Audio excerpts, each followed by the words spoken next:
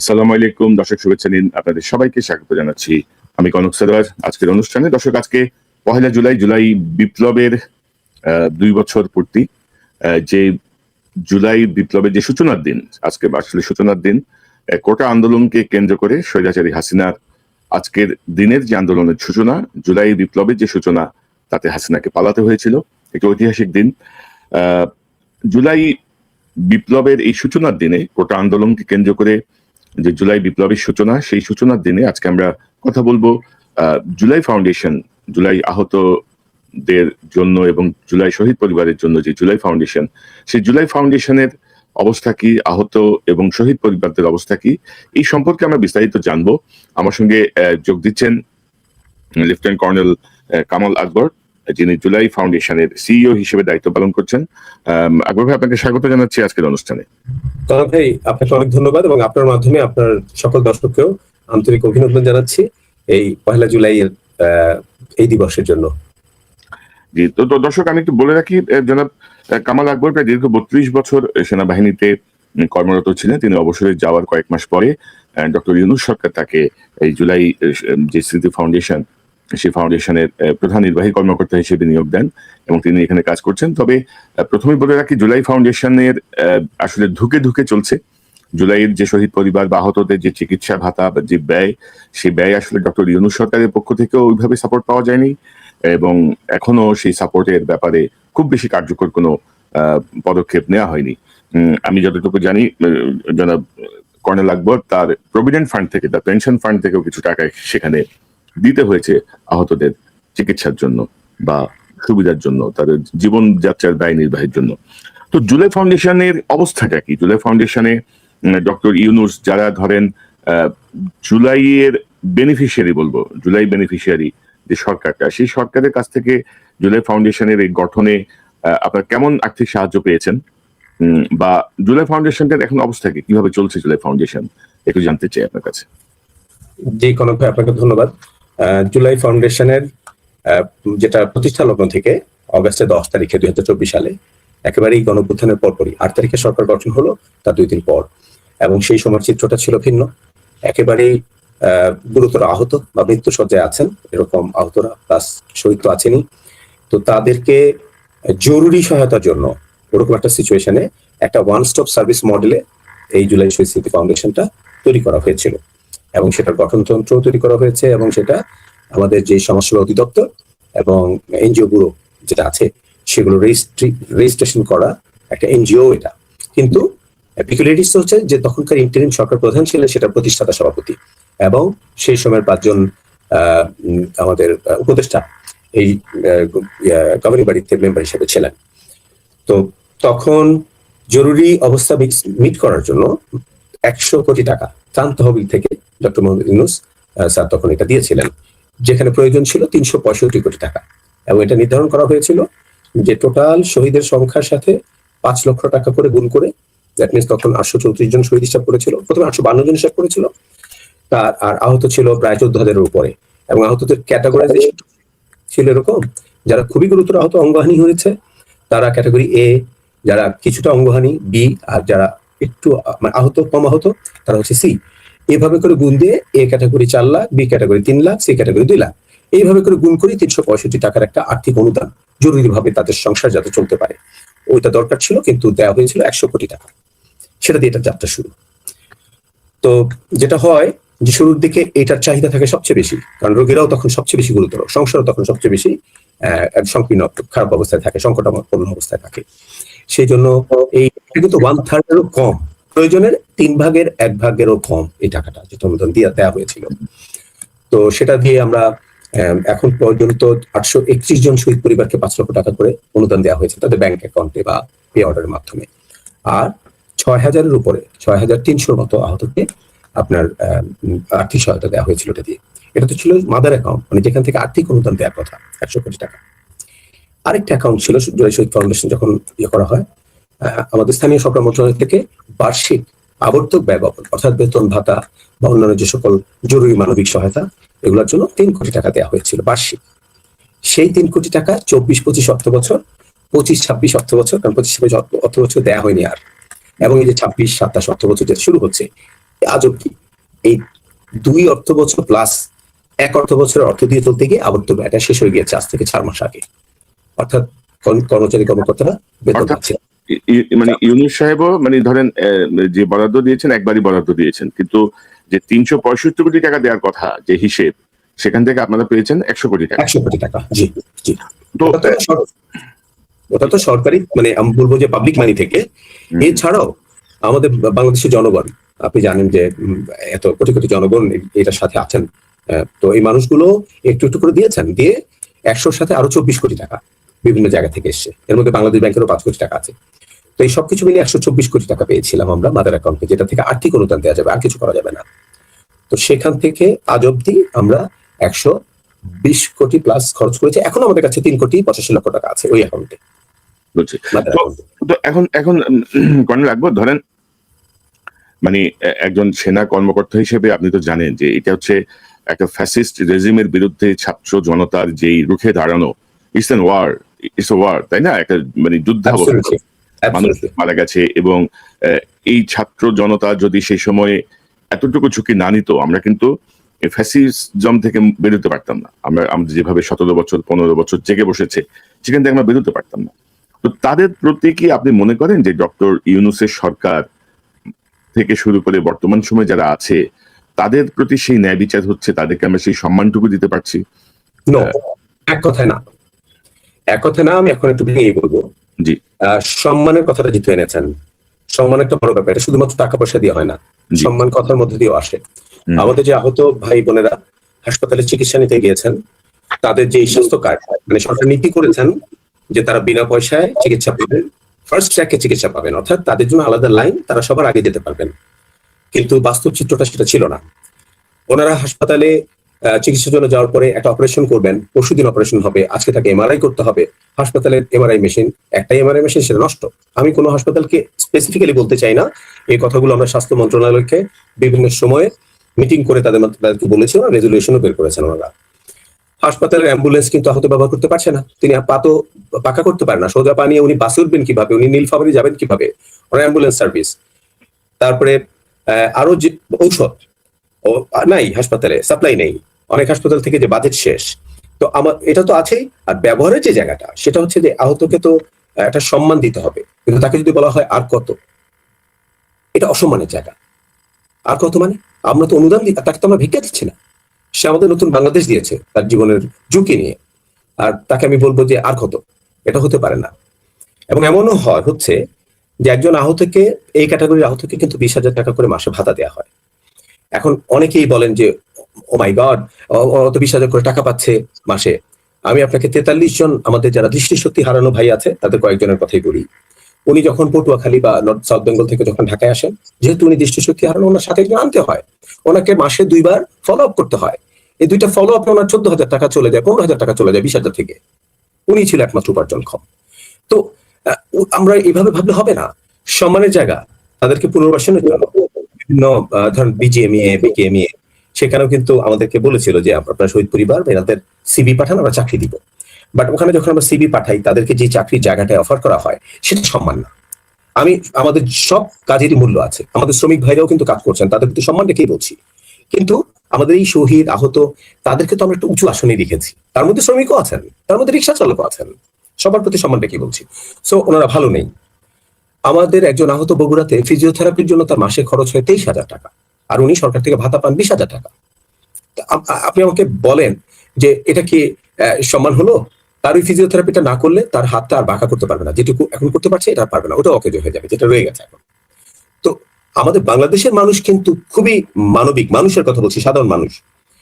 আমি এটা প্রাইভেট ফিজিওথেরাপির কথা বলছি, হাসপাতালের কথা বলছি। আমি ডক্টরকে ওখানে ফোন করলাম, ওই প্রাইভেট ফিজিওথেরাপির ডক্টর, মানে ওটার মালিক উনি। আমি যখন ওনাকে বললাম আমার এই আহত ভাইটা তো মাসে মাত্র 20,000 টাকা পায়, আপনাকে 23,000 টাকা দিলে উনি কোথেকে দিবে? হ্যাঁ, আপনি এটা কিছু করে দিতে পারেন না, আপনি তো মাফ করে দিতে পারেন না, মানে মওকুফ করে দেন।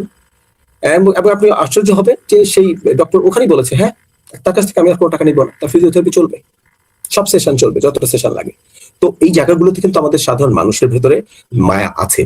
কিন্তু আমার কষ্টটা হচ্ছে যারা এটার জন্য দায়িত্বপ্রাপ্ত, সরকারের বেতনভোগী মানুষজন যারা, হ্যাঁ, সেখানেই হচ্ছে সমস্যা। তিনি তো মানুষের ট্যাক্সের টাকা। আমি যেমন নিজে, আপনি আমাকে বলছেন যে আমার পেনশনের টাকা থেকে আমি 10 লাখ টাকা লোন দিলাম কেন, আমি বলবো যে এটা তো আমার টাকা না, আমাকে তৈরি করতে বাংলাদেশের মানুষের আপনি টাকা দিয়েছেন, ট্যাক্স দিয়েছেন। তো ওইভাবে চিন্তা করলে তো আসলে কোনোটাই আমার না, মানুষের। তো এই জায়গাগুলোতে আমাদের আহত ভাইরা চক্ষু হাসপাতালের ভেতরে, চক্ষু হাসপাতাল থেকে কর্মচারীদের সাথে সংঘাত হয়, আমাদের চোখ হারানো ভাইদেরকে হাসপাতাল থেকে পিটিয়ে বের করে দেওয়া হয় এবং তাদেরকে ওই হাসপাতালে আর ভর্তি হতে দেয়নি। যে ফেরত এসে যে আবার হবে, না, হয়নি। সেই সময় ব্যক্তিগতভাবে আমি আমার জীবনে ঝুঁকি নিয়ে হলেও আমি ওখানে ইনভলভ হয়ে জাস্ট তাদেরকে অনুরোধ করেছিলাম যে ভাই, সেনাবাহিনীকে পর্যন্ত টাকা হয়েছিল ওখানে এটাকে বিতাড়িত করার জন্য হাসপাতাল থেকে। এর ব্যাকগ্রাউন্ড অন্য জিনিস, ভেতরের পেছনের গল্প অন্য। যে হাসপাতালের যে ধরনের আপনারা জানেন যে অনিয়মের ব্যাপারটা, একটা হাসপাতালে একটা এমআরআই মেশিন নষ্ট, ওটি তো প্রমাণ করে যে বরাদ্দ তো হয়ই ওগুলো মেনটেন্যান্সের জন্য, নষ্ট থাকবে কেন? তো এই জায়গাগুলোতে বনিবনা হয়নি। যারা যুদ্ধ করেছে তারা কিন্তু একটা সংস্কার করা, একটা শুদ্ধ বাংলাদেশ চেয়েছে, সেখানে তারা কোনো ধরনের অনিয়ম পছন্দ করেনি। তো তারা সেটা সহ্য করতে পারেনি, প্রতিবাদও করেছে। এই জন্যই তাদেরকে বের করে দেওয়া হয়েছিল। ওখানে গিয়ে তাদেরকে শুধু মারের হাত থেকে থামাতে হয়েছে, বলতে হয়েছে ভাই উনি তো সব দিয়ে দিছে, হাত দিছে, পা দিছে, চোখটাও দিয়ে দিয়েছে দেশের জন্য, তারপর আবার কি মার খাইতে হবে তাকে? এর চেয়ে বড় অসম্মান কি হয়? শহীদ পরিবারের কথা বলছি আমরা, অনেক শহীদ পরিবার আছেন নিতান্ত দারিদ্রতার মধ্যেই কাটাচ্ছেন। কারণ কি, আমরা তাকে দিয়েছেন মুক্তিযুদ্ধ মন্ত্রণালয় থেকে 30 লক্ষ টাকার কি সঞ্চয়পত্র দেওয়া হয়েছে। এখন যেটা হয় যে এই সঞ্চয়পত্রটা ফিক্স করা, এটা মাসে মাসে একটা আয় আসে। এটা আবার পরিবার তো আমাদের যৌথ পরিবার তন্ত্রের মধ্যে তো বাপ মায়ের দিকের একটা আছে, ওয়াইফের দিকের একটা আছে।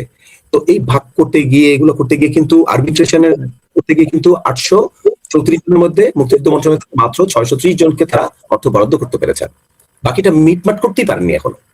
সেই দিক দিয়ে আমরা জুলাই শহীদ স্মৃতি ফাউন্ডেশন অনেকখানি সফল যে আমরা 831 জনকে আমরা অর্থ প্রদান করতে পেরেছি। এখন আমার আমার একটা প্রশ্ন আসছে মনে, যে ধরেন যে দুটো বিষয় আপনার সামনে আনতে চাচ্ছি আমি, যে জুলাই পরবর্তী যে সরকার, অন্তর্বর্তীকালীন সরকার ডক্টর ইউনূসের নেতৃত্বে, সেখানে জুলাই আন্দোলনের সঙ্গে সম্পৃক্ত তিনজন প্রতিনিধি ছিলেন উপদেষ্টা হিসেবে। মানে 20,000 টাকা বা 30,000 টাকায় কি হয় বর্তমান বাংলাদেশে, এটা তো তাদের জানার কথা। তো তাদের এই যে চিকিৎসা ব্যয় বা তাদের জীবনযাপনের ব্যয়, বা ধরেন আমি যদি বলি যে আর্থিক ক্ষতিপূরণ দেওয়ার যে ওয়ার্ল্ড ওয়াইড যেই একটা নিয়ম আছে, তার বয়স, তার কর্মক্ষমতা, তার গড় আয়ু, একটা হিসাব করে একটা হিসাব ধরা হয় যে তাকে আমি ক্ষতিপূরণ দিলে এই পরিমাণ ক্ষতিপূরণ। তো সেই জায়গাটায় এরকম মানে ফকিরি কেন করলো, মানে এরকম একটা ফকিরি একটা সিচুয়েশন কেন তৈরি হলো, এটা হচ্ছে একটা প্রশ্ন। এই জায়গাটায় কার অমনোযোগিতা বলবেন? এটা তো দায় সারা ভাবে জিনিসটা হলো, মানে একটা সরকার, তাদেরই সরকার, যারা চোখ দিল, যারা হাত দিল, পা দিল, যারা জীবন দিল, তাদের রক্তের উপরে ভিত্তি করে যে সরকার, সেই সরকারের এতটা দায় সারা ভাবে কিভাবে তার হিসাব করলো, এটি হচ্ছে একটা প্রশ্ন। আরেকটা প্রশ্ন হচ্ছে যে ধরেন মহান মুক্তিযুদ্ধের সময় ধরেন আমাদের প্রযুক্তি তো এত ডেভেলপ ছিল না, বা এত রকমের মোবাইল নেটওয়ার্ক এত কিছু ছিল না। ধরেন আমাদের শহীদদের সংখ্যা বা অনেক বিষয় নিয়ে আমাদের অনেক রকমের বিভ্রান্তি এখনো আছে, অনেক বিভ্রান্তি আছে। তো ইমিডিয়েট পাস্ট যে জুলাই, মানে জাস্ট জুলাইটা গেল, সরকার আসলো, সেখানেও কেন আমরা আহত নিহতদের এখনো আইডেন্টিফাই করতে পারছি না? জাতিসংঘ বলছে 1400, সরকার বলছে 800 সামথিং, এখনো বোধহয় বহু মৃতদেহের ডিএনএ পরীক্ষার জন্য পেন্ডিং। এখনো অনেক লাশের ব্যাপারে আপনারা আঞ্জুমানে মফিদুল ইসলামের সঙ্গে যোগাযোগ করছেন। তো 2 বছর তো হয়ে গেল, মানে কেন এই অব্যবস্থাপনাটা কেন হলো? দুটো প্রশ্ন আপনার কাছে, যে ফাইন্যান্সিয়ালি কেন আমরা এত ফকিরের মতো চিন্তা করলাম, আর কেন এতটা মিসম্যানেজমেন্ট হলো? একটা ইমিডিয়েট পাস ঘটনা, মোবাইলের footage, digital footage, CCTV footage, মানে সকল কিছু যেখানে বিদ্যমান, সেখানে কেন এই কনফিউশন গুলো তৈরি হলো? আপনার কাছ থেকে শুনি। যে আমি প্রথমে আপনার দ্বিতীয় পয়েন্টটাকে আনতে চাচ্ছি, যেহেতু এটা শুরু হয়েছে আগে, যেটার সাথে সম্পর্ক রয়েছে আগের ঘটনা, যে কেন আমরা আইডেন্টিফাই করতে ব্যর্থ হয়েছে যে আসলে যোদ্ধা কত, এই যুগেও যেখানে প্রত্যেকটা ভিডিও ফুটেজ, এনআইডি, ডিজিটাল যে আমাদের ক্যাপাবিলিটি, এরপরেও কেন আমাদের একটা সমস্যা হয়েছে। এখানে সবচেয়ে বড় সমস্যা যেটা হয়েছে সেটা হলো যেই হাসপাতালগুলোতে আমাদের রোগীরা ওই সময় আন্দোলনের সময় ট্রিটমেন্টের জন্য গিয়েছে, আমার এক ছাত্র গিয়েছিল গুলিবিদ্ধ হয়ে, সে শহীদ হয়েছে, সেই হাসপাতালে ঢোকার সময় প্রথমে একটা টোকেন দেওয়া হয়, সে টোকেন পর্যন্ত দেওয়া হয়নি, কারণ তাদের চাপ ছিল ওই সময়, মানে ওই সময় সরকারের উপর থেকে চাপ ছিল যে এই টাইপের করা যাবে না, ময়নাতদন্ত তো দূরের কথা। তো তো এই যে এরকম একটা সিচুয়েশনের পরে যখন এখন উনি যখন স্বাস্থ্য কি বলে সিভিল সার্জনের অফিসে যখন ডকুমেন্ট সাবমিট করতে হবে তাকে, যে আসলে উনি গুলিবিদ্ধ কিনা, বা আসলে চোখের পেছনে প্লেট আছে কিনা, কোন হাসপাতালে ট্রিটমেন্ট নিয়েছিল, ওই হাসপাতালের ডকুমেন্ট কই, ডাক্তারের সার্টিফিকেট কই, এগুলো উনি কোথেকে পাবেন বলেন আপনি আমাকে? অনেক হাসপাতাল নষ্ট করে ফেলেছে সে সময়। সো এখানে একটা বড় ধরনের সমস্যাটা রয়ে গেছে। আপনি এর সাথে ডিএনএ টেস্টের কথা বলছেন। 114টা বেওয়ারিশ লাশ দাফন করা হয়েছে। এই লাশগুলো আঞ্জুমানে মফিদুলের মাধ্যমে করা হয়েছে এবং পরবর্তীতে কিন্তু বিদেশ থেকে বিশেষজ্ঞ এনে এদের আবার এই লাশগুলো ডিএনএ টেস্ট করা হয়েছে, যাতে ভবিষ্যতে যদি কেউ ক্লেম করে তাকে যাতে ম্যাচ করে দেওয়া যায়। আমি গর্বের সাথে বলবো, জুলাই শহীদ স্মৃতি ফাউন্ডেশন হচ্ছে প্রথম মা যিনি এসেছিলেন যে আমার সন্তানের, আমি একটা ক্লু পেয়েছি, ওই ঢাকা মেডিকেলে 6টা লাশের মধ্যে ওইটা একটা আমার।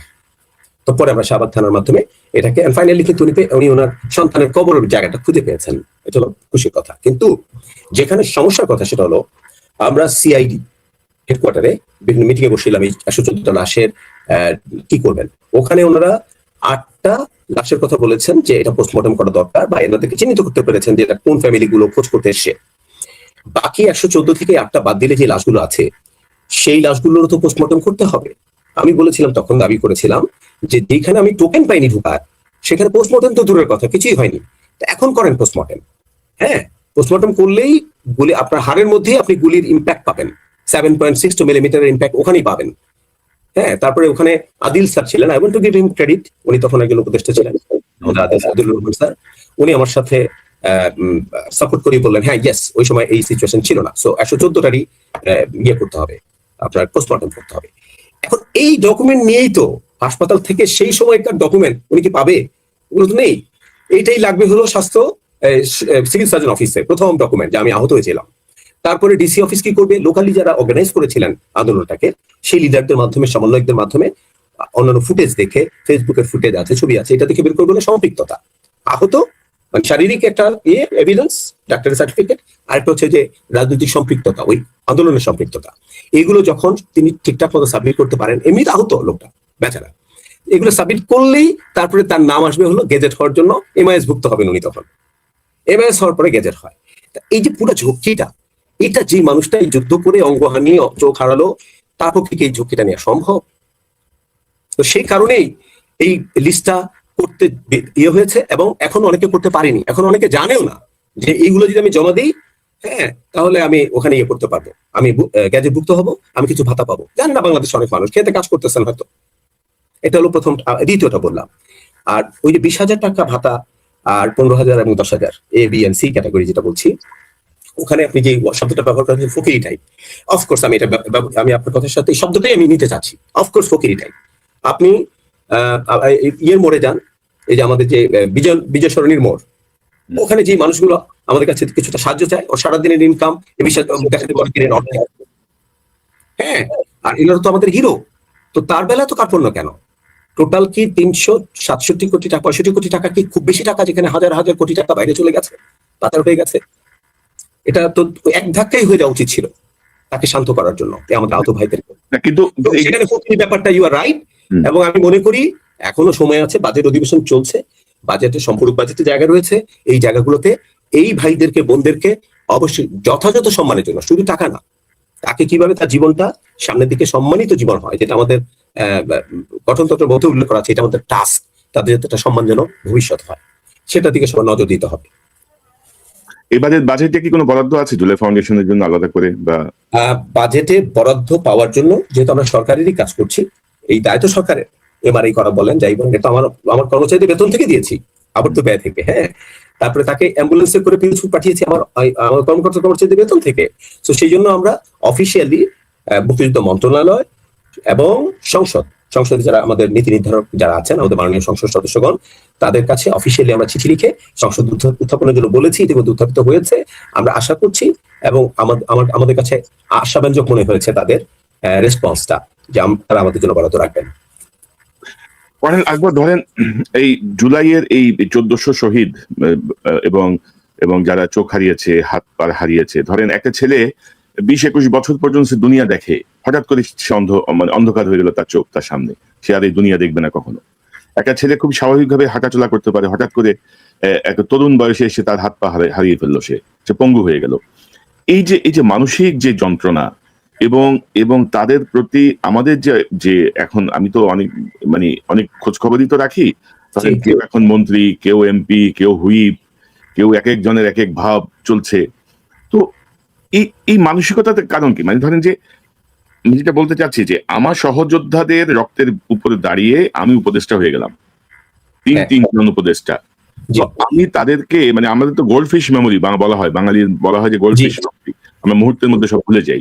কিন্তু তাই বলে একটা ভুলে গেলাম আমি, তাই বলে আমি একটা তাদের জন্য মিনিমাম আমি কিছু করতে পারলাম না, এটাতে আমি খুবই বিস্মিত হই। যেমন আমাদের মহান মুক্তিযোদ্ধারা যেমন মানে এখনো ঢুকছেন, এখনো ধরেন সাফারিংস এর মধ্যে দিয়ে জীবন যাচ্ছে, তারা জাতীয় বীর হিসেবে এখনো মুখে মুখে সম্মানিত, কিন্তু ব্যক্তি জীবন তাদের অত্যন্ত দুর্বিষহ, অনেক কষ্টের মধ্যে অনেক মুক্তিযোদ্ধা কাটান। সেখানেও 20-30 হাজার টাকা ভাতা, এই ভাতায় কিছুই হয় না। তো সেখানে এখন আমাদের করণীয় কি? মানে ধরেন যে আমি আপনার একটা সাক্ষাৎকার দেখছিলাম একটা পত্রিকায়, আপনি বলছিলেন যে 200 কোটি টাকা মিনিমাম হলে সবার জন্য একটা সম্মানজনক কিছু করা সম্ভব, বা একটা মিনিমাম একটা কাঠামো দাঁড় করানো সম্ভব। আর 200 কোটি টাকা কি সম্ভব? 200 কোটি টাকা একটা রাষ্ট্রের কাছে কোনো টাকাই না আসলে। 200 না, এখন বেড়ে গিয়ে 265 কোটি টাকা, বিকজ গ্যাজেটে আরো বেড়েছে, টাকার অঙ্ক বেড়েছে।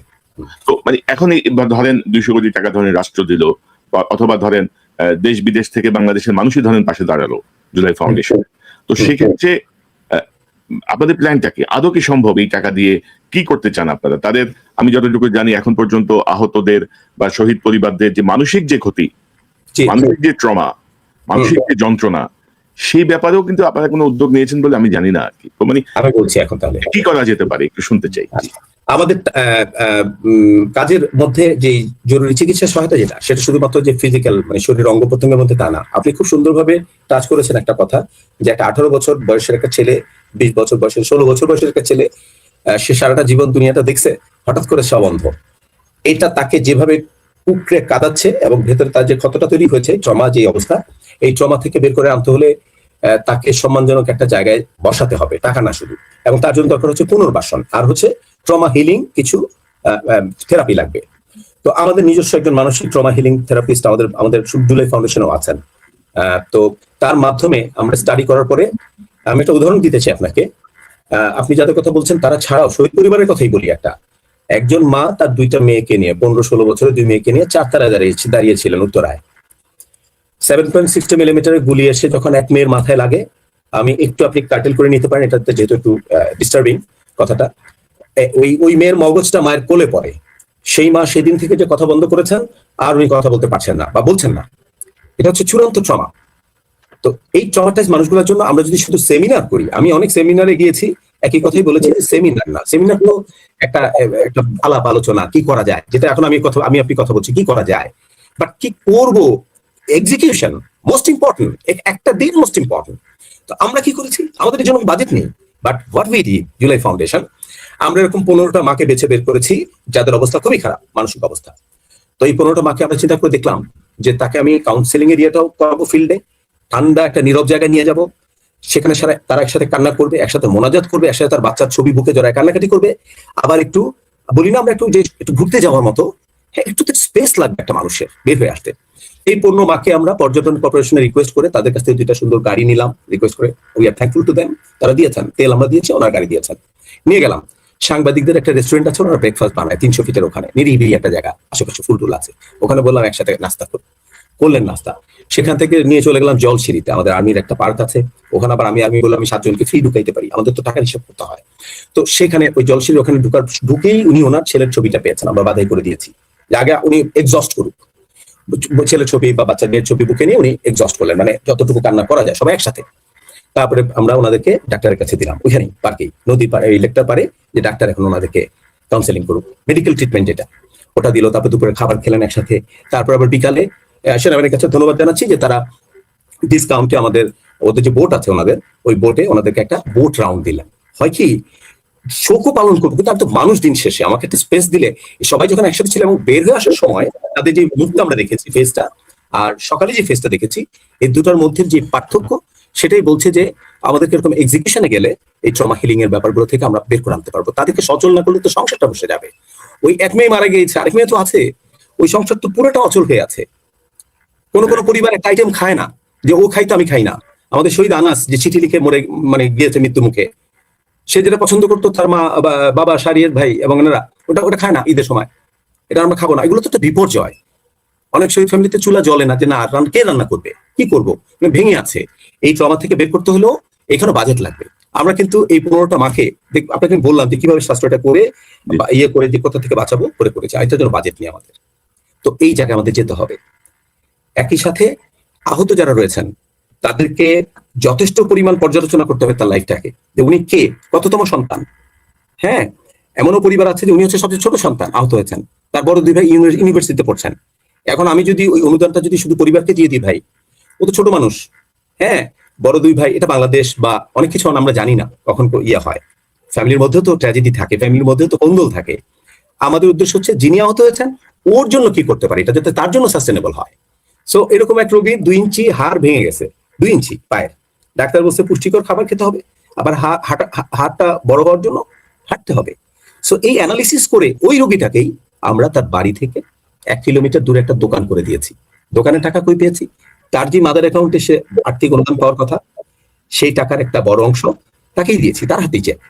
আর আমরা যোগাযোগ করে দিয়েছি ওই দোকানদার যিনি ওনাকে লিস্ট দিবেন, যারা কাগজপত্র লিখে দিতে পারে, তারপরে ওখানকার যারা ব্যবসায়ীরা আছেন তাদের সাথে কথা বলে ভাই দেখে রাখেন। হ্যাঁ, এই যে কাজগুলো এটা আমরা করি আমাদের আবর্তক ইয়ে থেকে, নিজস্ব আমাদের বেতন ভাতার খাতগুলো থেকে করেছি আমরা কষ্টটা। সো এই দোকানে বসে ওই ছেলের যে হাসি, হাত একটা নাই মানে একটা অবশ, এখানে কেটে ফেলে মাংস কেটে ওষুধ দিয়ে আছে, কিন্তু তার মুখে কিন্তু দারুণ হাসি, আমি আপনাকে শেয়ার করবো। আমরা এই হাসিটা দেখতে চাই। না জি, আমি এটাই বলছি, সম্মান যে আপনি বলছেন না যে সম্মানটা কই, সম্মানটা এইভাবে করা যায়। আমরা হিসাব করে বের করেছি যে আমরা যে সেলে কাজ করছি খুব প্রম্পট, আমরা বিদেশ থেকে 41 লক্ষ টাকা একটা অনুদান পেয়েছিলাম একটা মাইরিয়ার একটা ইয়ের কাছ থেকে। হ্যাঁ, ওই 41 লক্ষ টাকা দিয়ে 27টা পরিবারকে উইদিন 1 মান্থ, 1 মাসের মধ্যে আমরা এই পুনর্বাসন করেছি, মানে জীবিকা নির্বাহ, কাউকে খামার, কাউকে এটা, কাউকে এটা, উনি ওনার জিনিস উনি চাচ্ছেন। ওনারা চাকরি করতে স্বাচ্ছন্দ্য বোধ করেন না। কি বলেন জানেন, যে আমার যদি কেউ কানা বলে, এটা বাংলাদেশ, আমাদের মায়া দয়া কম। আমরা ছোটকালে দেখেছি কুকুরে ঢিল মারতে, বিদেশে তো কুকুরে কোলে নেয়। হ্যাঁ, তো এই আমাদের একটু সমস্যা আছে। সো একটা চোখ নাই বলবো, আমাদের যদি কানা বলে ওই জন্য চাকরিতে যেতে চান না, আমার একটা কিছু করে দেন, আমি ওখানে বসে দোকান চালাই। এখন ধরেন আমাদের যারা যারা এই স্বৈরাচারের বিরুদ্ধে, ফ্যাসিজমের বিরুদ্ধে যারা মাঠে নেমেছিলেন, তারা কিছু পাওয়ার জন্য কিন্তু মাঠে নামেন নাই, কিন্তু তাদের কিন্তু কোনো উদ্দেশ্য ছিল না যে আমি এই ভাতা পাবো বা আমি ওই হব, আমি এই করব। কিন্তু তাদেরকে আমাদের যে বিরচিত যে সম্মানটুকু দেওয়া উচিত সেটি আমরা দিতে পারছি না। পাশাপাশি আরেকটা অত্যন্ত গুরুত্বপূর্ণ ইস্যু, যে নিরাপত্তাহীনতায় তারা ভুগছেন প্রত্যেকেই। আপনি জানেন যে পলাতক হাসিনা মানে তার বিভিন্ন অডিও বক্তব্যে নানাভাবে কিন্তু ক্রমাগত হুমকি দিয়ে যাচ্ছে, এবং গত 2 বছরে বেশ কয়েকজন জুলাই যোদ্ধা তারা কিন্তু মানে কি বলবো রহস্যজনক মৃত্যুবরণ করেছেন। মানে যেটাকে আমরা বলবো যে অপঘাতে, মানে অপমৃত্যু বলবো আর কি, স্বাভাবিক মৃত্যু না। নানা রকম ঘটনা ঘটেছে। জুলাই ফাউন্ডেশন জুলাই বিপ্লবীদের জন্য, জুলাই যোদ্ধাদের নিরাপত্তার জন্য আসলে আপনারা কি কোনো দায়িত্ব আছে কিনা আপনাদের, বা এই ব্যাপারে সরকারের অবস্থানটা কোথায় একটু যদি বলেন আমাদেরকে। জি, প্রথমে জুলাই শহীদ স্মৃতি ফাউন্ডেশনের কথা বলছি। তাদের নিরাপত্তার জন্য স্পেসিফিক এজেন্ডা আমাদের দেয়নি, আমাদের 4টা কাজ দিয়েছিল, কিন্তু নিরাপত্তাটা আমরা নিজেরাই নিয়েছি যে এটা তো আগে দিতে হবে তাকে। তো সেই জন্য যেটা করেছি আমরা, আমাদের একটা কমিটি করা হয়েছে, সেই কমিটিতে আমাদের একজন লয়ার, জুলাই ফাউন্ডেশন থেকে একজন লয়ার আছেন, পুলিশ প্রশাসন থেকেও আছেন, বিচার বিভাগ থেকে, সব জায়গা থেকে প্রতিনিধি নিয়ে একটা কমিটি করা হয়েছে যে কেউ যদি এরকম কোনো সমস্যা ফেস করেন এই নম্বরে ফোন করবেন, আপনার কাছে পৌঁছে যাবে। দেখেন, আমি একটা কথা খুব সুন্দর সবসময় বলতে চাই, এগুলো খুব গভীর গবেষণা করে করা হয় না। এত আহত, এত দেশের এত কোনায় কোনায় ছড়িয়ে ছিটিয়ে আছে, এটা ওই একটা কমিটিকে ফোন করে সেটাকে দিয়ে তার নিরাপত্তা নিশ্চিত করা, এটা কঠিন ব্যাপার। এটা করতে হলে ওই লোকাল থানায় এরকম কমিটি থাকতে হবে, থানাতেই। এখন থানাতে কমিটি করবে, কমিটিতে সেরকম মানসিক জোন নিয়ে যারা করবেন, এটা থানা লোকাল এলাকার মধ্যে থাকতে হবে। হ্যাঁ, এটা হলো আমার ব্যক্তিগত কথা। নিরাপত্তার জন্য যে একটা কমিটি করে দিলাম, যে আমরা তো একটা কমিটি করে দিয়েছি, আমি এটাকে বলবো না যে খুব বেশি ইফেক্টিভ একটা কিছু, হ্যাঁ একটা ব্যবস্থা, কিন্তু খুব বেশি ইফেক্টিভ না। তবে আমরা বসে থাকিনি। আমরা লাস্ট অ্যাটর্নি জেনারেল যিনি ছিলেন, সরি অ্যাটর্নি জেনারেল না, মানে চিফ প্রসিকিউটর বিগত তাজুল ভাই, আমরা ওনার সাথে মিট করেছি, ওনাকে বুঝিয়েছি যে আমাদের যারা বাদী বা যারা, তাদের রিস্ক গুলা কোথায়, তারা কি ধরনের থ্রেট ফেস করছেন, তাদের কাছে কিভাবে ইন্টারনেটের থ্রেট গুলো আসে, হ্যাঁ সেটাকে তো কাউন্টার করতে হবে, তাকে তো আশ্বস্ত করতে হবে। তাদের জন্য সরকার অবশ্য বলেছেন আপনি যদি চান আপনাকে আমরা দৃশ্যমান অথবা যেটাকে বলি আমরা যে গোপনীয় গার্ড যেটা থাকে, ক্ল্যান্ডেস্টাইন টাইপ পেছন থেকে কভার করবে, এটা ব্যবস্থা নিয়েছে। কিন্তু ওখান থেকে ট্রাইব্যুনাল থেকে যাওয়ার পর আমরা অ্যাটর্নি জেনারেল স্যারের কাছে গিয়েছি যে স্যার আপনার এখানেও তো কিছু মামলা আছে, সব মামলা তো আমাদের আইসিটিতে যায়নি। হ্যাঁ, তো আপনার এখানে এই মামলাগুলোর অগ্রগতির প্লাস হচ্ছে আপনার এখানে জামিন হয়ে যাচ্ছে যাদের, হ্যাঁ, এটা নিয়ে শহীদ পরিবারগুলো শঙ্কিত হচ্ছে। তিনি যাকে তার, আমি শহীদ নাফিসের কথা বলছি, যে রিক্সায় করে যে লাশটা আপনারা যেতে নিতে দেখেছেন রিক্সাওয়ালাকে, আমাদের বাংলাদেশের দরিদ্র মানুষগুলো রিক্সাওয়ালা বলি যাই বলি আমরা অনেকে তাদেরকে কিভাবে দেখি জানি না, আমার কাছে মনে হয় তাদের মায়া দয়া আমাদের যাদের একটু টাকা পয়সা আছে তাদের চেয়ে বেশি। উনি কিন্তু টেনে নিয়ে যাচ্ছেন হাসপাতালে, তার পেছনে দৃশ্যমান একজন পুলিশ অফিসার, তো তার তো রোল আছে এখানে, একটা নাগরিক এখানে গুলি খেয়ে ইয়ে হয়ে আছে। হ্যাঁ, সেগুলো আমরা দেখিনি। তো ওই মানুষগুলো যখন জামিন পেয়ে যায়, ওরকম কিছু মানুষ, ওই বাবার কষ্ট হয় যে ইনি জামিন পায় কিভাবে। তো এই যে এগুলো নিয়ে আমরা অ্যাটর্নি জেনারেল স্যারের সাথে কথা বলেছি, গত লাস্ট অ্যাটর্নি জেনারেল মানে আমাদের এখনকার মাননীয় আইনমন্ত্রী, তিনি আমাদের বলেছিলেন যে উনি একটা ফোকাল পয়েন্ট করে দিবেন সে যাতে এটা ত্বরান্বিত করা যায় এই বিষয়গুলো, এটার জন্য। এরপর আমরা মাননীয় প্রধান বিচারপতির সাথেও দেখা করেছি, একজন আহত এবং একজন শহীদকে নিয়ে গতবার এই লাস্ট যেটা। আর এখনকার কথা যদি বর্তমান সরকারের কথা যদি বলি, এই সময় আমরা সবগুলো জায়গায় গুছিয়ে নিয়ে এখন মাত্র আমরা চিফ প্রসিকিউটরের সাথে দেখা করে আসছি। হ্যাঁ, ওনার নিজেরই তো রিসোর্স নেই, ওনার কাছ থেকে রিসোর্স নিয়ে চলে যাচ্ছেন। ওনার 5টা গাড়ি ছিল, 3টা ডেকে নিয়ে গেছে। এখন উনি রিসোর্স না পাইলে উনি কিভাবে আইনি সহায়তা দিবেন? উনি আমার কাছে আক্ষেপ করলেন। মানে কর্নেল আকবর, ধরেন মানে আমাদের দুর্ভাগ্য হচ্ছে, ধরেন যারা সুপ্রিম সম্মানের জায়গায় থাকার কথা তাদের জন্য এখন তদবির করতে হচ্ছে, দাঁড়ে দাঁড়িয়ে যে বলতে হচ্ছে, মানে প্রার্থনা করতে হচ্ছে এদেরকে এটা করেন, ওদেরকে ওইটা দেন, এই এটা তো রাষ্ট্রেরই দায়িত্ব। মানে আমার দুঃখ লাগে কোথায়, যে যেখানে এই জুলাই বিপ্লবের পরবর্তী সরকার অন্তত প্রায় 2 বছরের কাছাকাছি তো ক্ষমতায় ছিল, 18 মাসের বেশি। তো তারা কি করলো? মানে আমি এটা আসলে যখন হিসাব মিলাতে যাই তখন আমি খুবই মানে কি বলবো, মানে বিরক্ত, মানে ক্ষুব্ধ হয়ে হিসাব আপনি মেলাতে পারবেন না। ওখানে যে হ্যাঁ, আপনি পারবেন না কেন? আমি কনক ভাই, আমার আসলে জুলাই ফাউন্ডেশনের কারণে, আমার দায়িত্বের জায়গার কারণে, এই মানুষগুলোর জন্যই আমাকে সবগুলো মন্ত্রণালয়ের জায়গায় তন্ন তন্ন করে যেতে হয়েছে, কয়েকবার ভিতরে যেতে হয়েছে, বিভিন্ন লেয়ারে যেতে হয়েছে। তো যেটা হয়েছে, টুইস্ট এন্ড টার্নটা বলি আপনাকে, একটা জাস্ট গণঅভ্যুত্থান পরবর্তী, বিজয় পরবর্তী এক ধরনের সিচুয়েশন ছিল, মানে একটা গ্রুপ, একটা গোত্র, একটা গোষ্ঠী, তারা এক ধরনের পাওয়ার এক্সারসাইজের মতো শক্তিশালী, শক্তিমান মনে করেছেন তাদেরকে।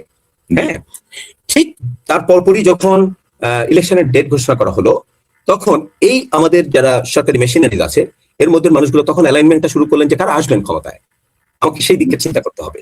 You see the tendency, and অনেক কিছু ফ্রোজেন হয়ে গেল। তারপরে সরকার বদল হলো, এটা আরেকটা টার্ন। এখন এই সরকার বুঝতেই ওনাদের কষ্ট হচ্ছে যে এই ভিতরে মেশিনারিজ গুলো কিভাবে, বিকজ এসব একটা কাজ করেছেন যেটা হলো যে আগে যেরকম ফ্যাসিবাদী ব্যবস্থা যেটা হতো কি, আমি মন্ত্রী হয়েছি, আমি আমার পছন্দ মতো পুরো মন্ত্রণালয় সাজিয়ে ফেললাম। এবার এটা করেননি এই সরকার, এটা আমি সাধুবাদ জানাই যে 180 দিন চলুক না, যা আছে সেভাবেই, কিন্তু এটাতে বেগ পেতে হচ্ছে, আগাচ্ছে না অনেক কিছু। হ্যাঁ, এই কারণেই অনেক কিছু অগ্রসর হয় না, এক্সিকিউটেড হয় নাই কনক ভাই, এবং এখন এগুলো বিদ্যমান আছে। তো মাঝখানে আমরা দেখলাম যে একটা সংবাদ দেখছিলাম যে একটা অধিদপ্তর হবে এই সংক্রান্ত, ধরেন পত্রিকায় সংবাদ এসেছিল যে জুলাই গণ অভ্যুত্থান অধিদপ্তর করার ব্যাপারে কাজ শুরু হয়েছে। তো এই জাতীয় কোনো অগ্রগতি কি আছে যেটি মুক্তিযুদ্ধ বিষয়ক মন্ত্রণালয়ের অধীনে থাকবে? এরকম হয়ে গেছে কাজটা কি, ওই কাজটা কি, ওদের কাজটা কি? আচ্ছা, এটা বলা দরকার, খুব জরুরি। যেমন অনেকেই মনে করেন যে গণ অভ্যুত্থান অধিদপ্তর একটা আছে মুক্তিযুদ্ধ মন্ত্রণালয়ের ভিতরে, সো সেই অধিদপ্তরই তো কাজ করতে পারে, জুলাই ফাউন্ডেশনের দরকার কি? অনেকেই প্রশ্ন করেন। এটা প্রথমে ছিল গণঅভ্যুত্থান সেল, মানে আমরা যেখানে আমাদের অফিসটা নিচে একটা সেল, তারা কি করতেন, অনেক হাসপাতালে ঔষধপত্র সবসময় রেডি থাকে না, এক্সরে করাইতে পারে না, তো বাইরে থেকে করে তারপরে তারা বিল জমা দিতেন, রিইম্বার্স হতো। তো পরে এটার পরিমাণ অনেক বেশি হয়ে যাওয়াতে এবং এটা সামাল দিতে না পারার কারণে এটা বন্ধ হয়ে গিয়েছে, এবং এখন হচ্ছে গণঅভ্যুত্থান অধিদপ্তর মুক্তিযুদ্ধ মন্ত্রণালয়ের অধীনে। আমি গোড়াতেই একটা স্ট্র্যাটেজিক প্ল্যানিং এর জায়গাতে বলবো, যেখানে একটা সেলফ কনফ্লিক্টিং একটা জায়গা ছিল প্ল্যানারদের মধ্যে, এটা আমার বলতে কোনো দ্বিধা নেই। আপনি দেখেন, কোটা আন্দোলন থেকে শুরু হয়েছিল জিনিসটা, কোটা বিরোধী আন্দোলন যেটাকে বলে, দ্যাটস রিলেটেড টু যে মুক্তিযুদ্ধ মন্ত্রণালয় বা মুক্তিযোদ্ধার আমরা মুক্তিযোদ্ধাকে সম্মানও করি, তাদের বংশধররাও ঠিক আছে, অ্যাবসলিউটলি সম্মান করি, কিন্তু সেটার বিরুদ্ধে যে ওনারা অনেক বেশি দেওয়া হচ্ছে কোটাটা, আমরা চাকরি পাচ্ছি না, এই যারা করেছেন তারাই পরে বৈষম্য বিরোধিতা গেলেন, তারাই পরে জুলাই যোদ্ধা।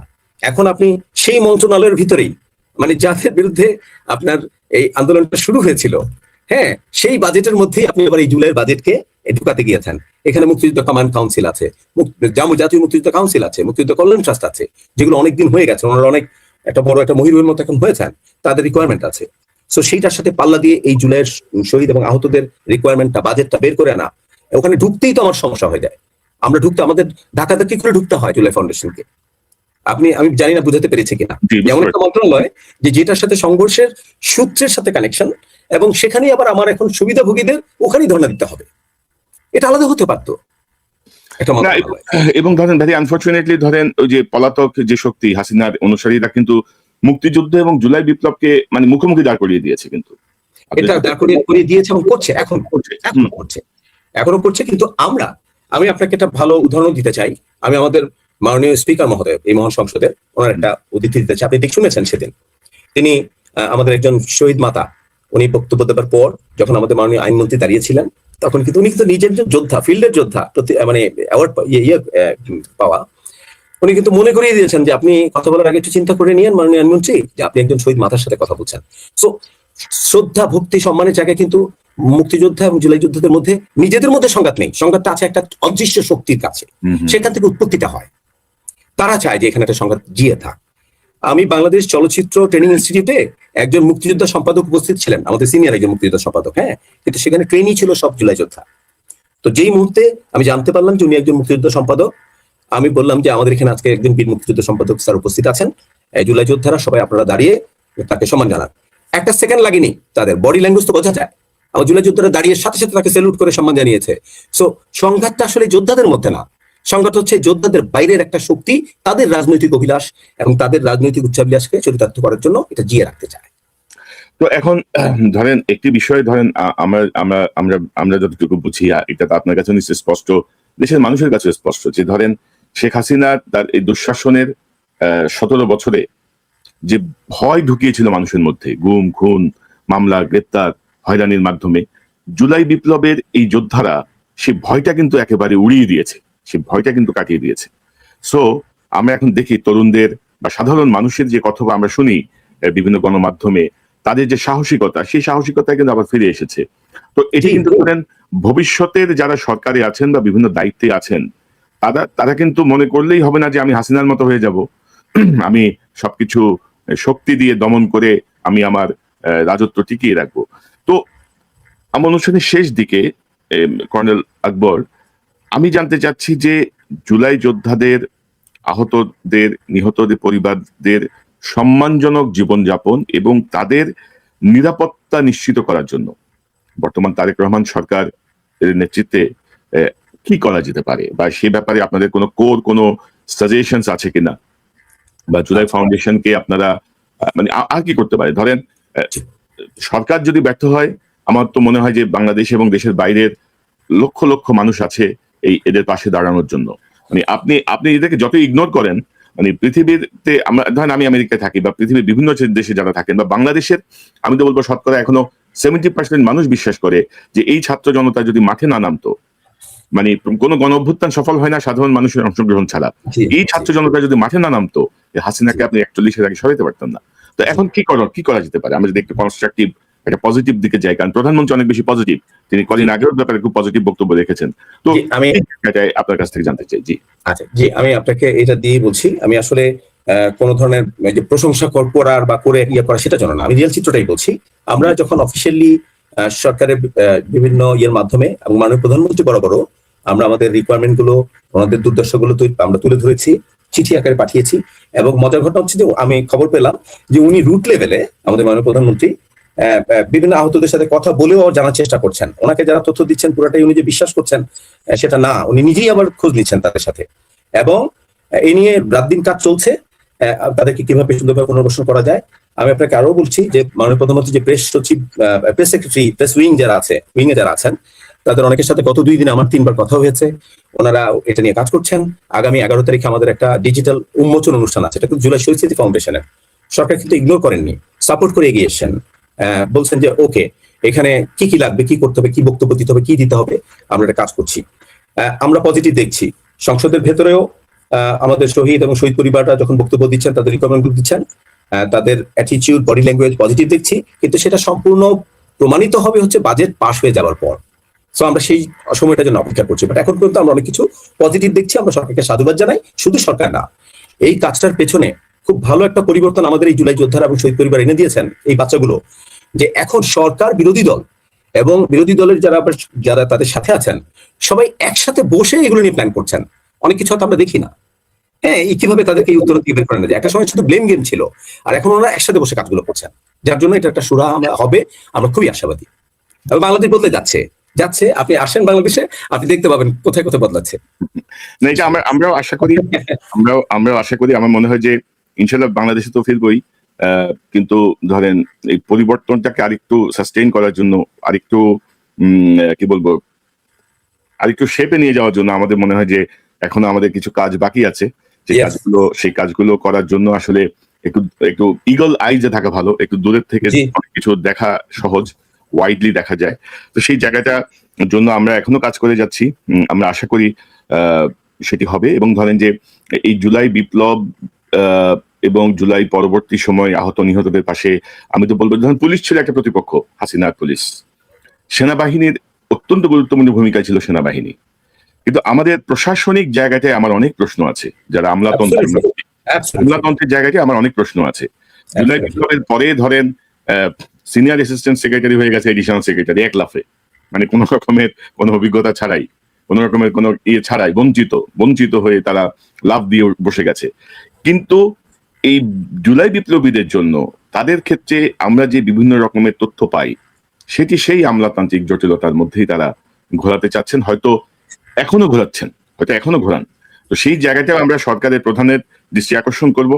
অর্থাৎ মুক্তিযুদ্ধ যেমন আমাদের কাছে সকল প্রশ্নের বাইরের একটা জায়গা, জুলাই গণ অভ্যুত্থান, জুলাই বিপ্লবও আমাদের কাছে সকল প্রশ্নের বাইরের একটা জায়গা হতে হবে। এটা নিয়ে কোনো ধরনের প্রশ্ন রেইজ করে কোনোভাবে এটাকে খাটো করে বা এই বিপ্লবীদেরকে অসম্মান করার কোনো সুযোগ নাই। জনাব কর্নেল আকবর, আপনার শেষ মন্তব্য শুনতে চাই। আচ্ছা, আমার শেষ মন্তব্যটা আপনি করে দিয়েছেন। আমাদের একটা লেয়ারে একটা জট লেগে গেছে। সেই জটটা 17 বছরের অথবা আরো আগের থেকেও সেই জটটা আছে। সেটা হলো আমাদের মাননীয় মন্ত্রী, জনগণের নির্বাচিত মন্ত্রী, মানুষ তাদেরকে পছন্দ করে সংসদে পাঠিয়েছেন এবং তাদের ঐক্যের কিন্তু অভাব নেই। আপনি গত সংসদের শেষ অধিবেশন দেখবেন যে মাননীয় প্রধানমন্ত্রী বক্তব্য দিচ্ছেন, বিরোধী দল টেবিল চাপড়াচ্ছেন, বিরোধী দলের বক্তব্য দিচ্ছেন, সরকারি দল টেবিল চাপড়াচ্ছেন। একটা ঐক্য আছে দেশকে সুন্দর জায়গায় নিয়ে যাওয়ার জন্য, কিন্তু ওনারা কাজগুলো, এক্সিকিউশনগুলো আগাতে পারছেন না। আমাদের ব্যুরোক্রেসির ভেতরে জট রয়েছে, সেই জায়গাগুলোতে পরিষ্কার করতে হবে। ক্লিয়ার কাট ওখানে কিছু স্ট্রেইট কাট রুট তৈরি করতে হবে। যেখানেই যে বাধা হয়ে তৈরি হবে তাকেই ওখান থেকে আসলে সরাবেন কোথায়, আপনি কোথা থেকে কোথায় নেবেন। তো সেখানে একটা বড় ধরনের সংস্কারের প্রয়োজন রয়েছে আমাদের ব্যুরোক্রেসিতে। আমি জানি এটার জন্য যদি আমার আবার কোনো অনুদান বা কোনো কিছু যদি আমার ফাউন্ডেশনে বন্ধ হয়ে যায়, সবাই আমাকেই ধরবে, স্যার আপনি আরেকটু ডিপ্লোম্যাটিক হলে পারতেন। এই যে আরেকটু ডিপ্লোম্যাটিক হলে পারতেন, এটা করতে করতে করতে দিনের পর দিন আমরা এই জায়গাগুলোকে ইগনোর করে গিয়েছি। You have absolutely said rightly, ওটাকে আমাদের ঠিক করতে হবে। থ্যাংক ইউ কনক ভাই। না, অবশ্যই কর্নেল আকবর, আপনাকে অসংখ্য ধন্যবাদ। আপনি সময় দিয়েছেন, খুব শর্ট নোটিসে আপনার সঙ্গে আসলে মানে অ্যাপয়েন্টমেন্টটা নিয়েছি আপনার সাথে আমার কথা বলার, এবং এটা অত্যন্ত গুরুত্বপূর্ণ। আসলে আমরা যদি আমাদের বিপ্লবীদেরকে যদি শ্রদ্ধা না করি, ভবিষ্যতের স্বৈরাচার জেগে বসলে কিন্তু কেউ আর মাঠে নামবে না। ভবিষ্যতে অধিকারের প্রশ্নে কিন্তু মানুষ মাঠে নামবে না। কারণ আমাদের মহান মুক্তিযোদ্ধারা যদি অস্ত্র তুলে না নিতেন, জীবনের ঝুঁকি না নিতেন, আমরা কিন্তু স্বাধীন দেশ পেতাম না। এবং এই জুলাইতে যদি ছাত্র জনতা যদি মাঠে না নামতো, যদি ওই যে পুলিশের বক্তব্য, স্যার একটারে তো মারি, একটাই মরে, বাকি একটাও নড়ে না, এই যে দুর্দান্ত যে মানসিক অবস্থান, সেই অবস্থান না নিলে আজকে আমরা এই ফ্যাসিবাদ মুক্ত হতে পারতাম না। আমার মনে হয় যে সরকারে যারা আছেন, যারা গাড়িতে পতাকা ওড়ান, যারা এখন মাননীয় হয়ে গেছেন, তারা আসলে এই জায়গাগুলো বুঝতে পারলেই আমার মনে হয় যে জুলাই বিপ্লবের সার্থকতা এবং বাংলাদেশ এগিয়ে যাবে। তো কর্নেল কামাল আকবর, আপনাকে অসংখ্য ধন্যবাদ আপনার সময়ের জন্য। কিছু বলতে চাচ্ছেন আপনি? আরেকটা জিনিস আমি এড়িয়ে গিয়েছি, কিন্তু এটা সবার জানার দরকার। আমরা শুধু জেনজি বলছি যারা ফাইট করেছিল, তাই না? আমি আপনাকে বলি, ক্লাস 6-7 এর বাচ্চারা টিফিনের পয়সায় ঈদের সালামি জমায়, তারপর আসতেছে কোথায় আহত ভাইয়ের দোকান আছে, কোথায় আহত ভাই আছে, আমি দিতে চাই তার এই টাকাটা। এটা আপনার তৈরি হয়েছে হলো যখন আমাদের করোনা হয়েছিল, ইন্টারনেট অ্যাক্সেসের পর তাদের চোখ খুলে গেছে, পৃথিবী দেখে ফেলছে, ওই উন্নত দেশ দেখে ফেলছে। সো আপনি যে ভয় আমরা পাই যে আগামীতে আবার ফ্যাসিবাদ বাইয়ে, কিন্তু একটা জিনিস আমি আপনাকে মনে করিয়ে দিই, this pipeline is very long. যেই ছাত্রী এখন ক্লাস 3-তে পড়ছে, আপনি আপনার তার সাথে গভীরভাবে আলোচনা করে দেখেন তাদের থিঙ্কিং ডেপথ কত দূরে। সো এই পাইপলাইন অনেক লম্বা। এটাই বললাম লাস্ট কথা।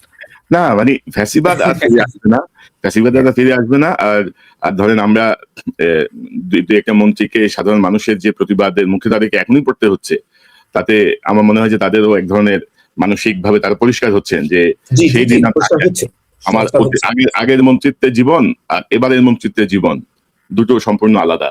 আগে হয়তো আমি অনেক বড় ছাদ ছিলাম, এখন